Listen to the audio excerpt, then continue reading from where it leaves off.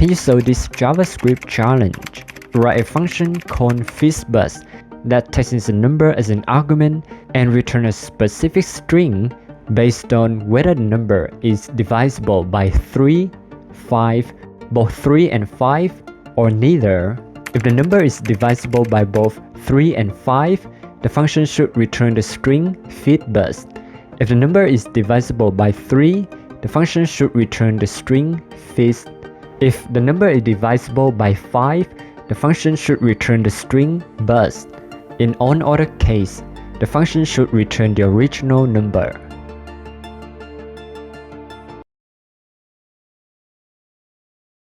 Can you solve this JavaScript challenge? Write a function that takes in a string and return the reverse of it. The solution split the input string into an array of individual characters using the split method. With an empty string as a separator, it then reverses the order of the element in the array using the reverse method. Next, it converts the reverse array back into the string using join method with an empty string as a separator. Finally, it returns the reverse string. Can you solve this JavaScript challenge? Write a function that takes in an array of numbers and returns their sum. A more concise and flexible way of computing a single value from an array is using the reduce method rather than a traditional for loop.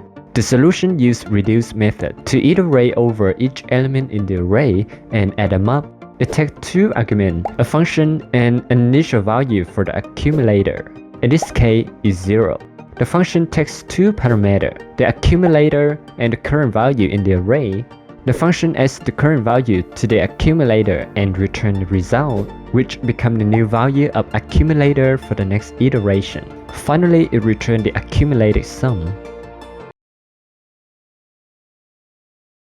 Can you solve this JavaScript challenge? Write a function that can convert a string to a number. If a string is not a number, the function will show an error. First, I have a function called parseNumber. This function takes a string as an argument. Then we use the number function to convert a string to a number. It is a built-in function in JavaScript, and if the value cannot be converted, not a number is returned.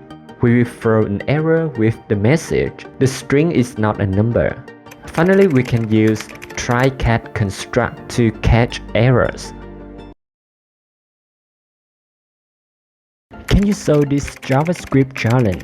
Write a function for cloning an object. The clone should be completely new object with its own properties and not reference the original object properties. If you just simply use the assignment operator, create a shallow copy, not a deep copy. This means that modify the clone object will also modify the original object, and vice versa.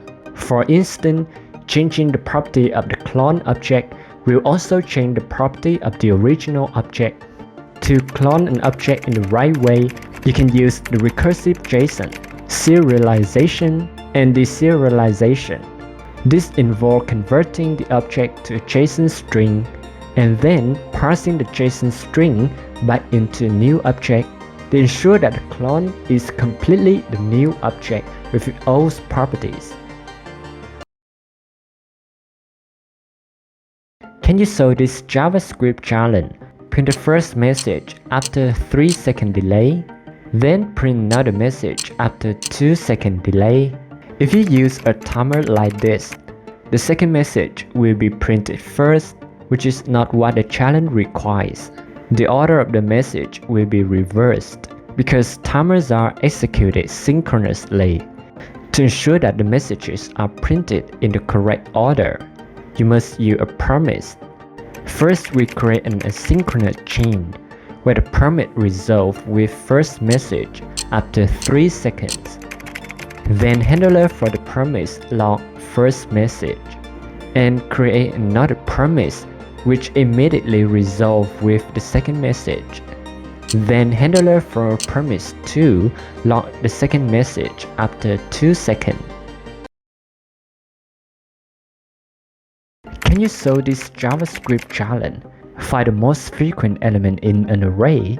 Given a sequence of numbers, We want to find the number that appears most often. First, we need a function called count occurrences. This function takes an array as an input and returns an object whose key are the element of the array and values are the number of times each element appears.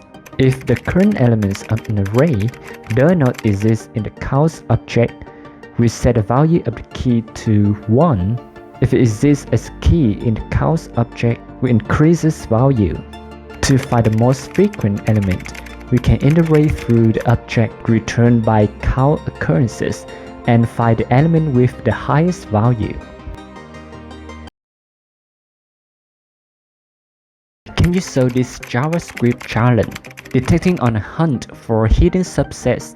First, we need to define a function called isSubset. It takes two arguments. The first one is suspect array and the second one is lineup array.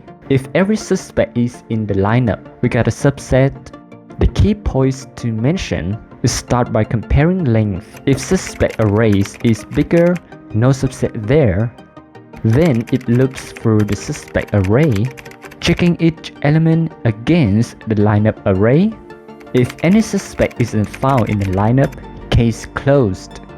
But if all suspects are accounted for, we got a match, subset confirmed. Can you solve this JavaScript challenge? Write a function that uses binary search algorithm to find the index of the given element and the sorted array. First, we need to define a function called binary search that takes in two arguments, an array and a value to search for. Then we initialize two variables, start and end.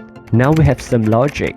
While start is less than or equal to end, calculate the middle index of the array by averaging start and end. If the middle element of the array is equal to the value, return its index. If the middle element is less than the value, update the start variable to be one more than the middle index. If the middle element is greater than the value, update the end variable to be one less than the middle index.